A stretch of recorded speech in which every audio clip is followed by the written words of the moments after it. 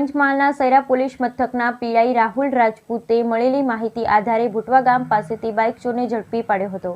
Police પૂછપરછમાં bike ચોરે વડોદરા પંચમહાલ જિલ્લામાંથી 19 જેટલી બાઇક ચોરી કરી હોવાનું કબૂલ્યું હતું।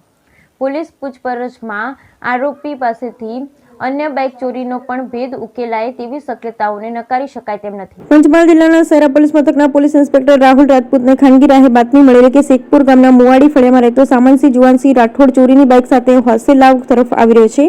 બાતમીની હકીકત ગણી પીઆઈ રાહુલ રાજપૂતે સ્ટાફના માણસો સાથે રાખી ભોટવા ગામ પાસે વોચ ગોઠવેલ તે દરમિયાન નંબર વગરની બાઇક લઈને આવતા સામનસિંહ રાઠોડને પકડી પાડી પોલીસ મથક ખાતે લાવી કડક પૂછપરછ હાથ ધરવામાં આવી।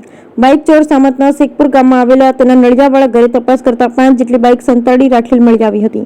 બાઇક ચોરો સામંતસિંહ રાઠોડે વડોદરા ગોધરા સહિત અન્ય જગ્યાએથી ડુપ્લિકેટ ચાવી તેમજ લોક તોડી બાઇકની ચોરી કરતો હોવાનું પોલીસ ઇન્સ્પેક્ટર રાહુલ રાજપૂતે જણાવ્યું હતું।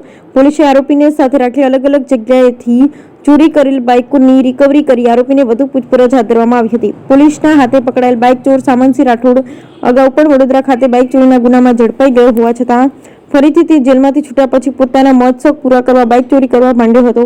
પોલીસે બાઇક ચોરને જેલના સળિયા ગણતા કરી દેવા સાથે આરોપીને વધુ પૂછપરછમાં અન્ય બાઇક ચોરીના ભેદ ઉકેલાય તેવી શક્યતાઓ પણ રહેલી છે। પોલીસ ઇન્સ્પેક્ટર રાહુલ રાજપૂત અને સ્ટાફના મહેનતના કારણે બાઇક ચોરીના રીઢા ગુનેગારને પકડી પાડવામાં સફળતા મળવા સાથે પોલીસ દ્વારા ચોરીમાં પકડાયેલ નંબર પ્લેટ વગરના વાહનના ચેસિસ નંબરના આધારે આરટીઓમાંથી માહિતી મેળવી બાઇક માલિક સુધી પહોંચાડવા માટેના પ્રયત્ન કરવામાં આવી રહ્યા છે।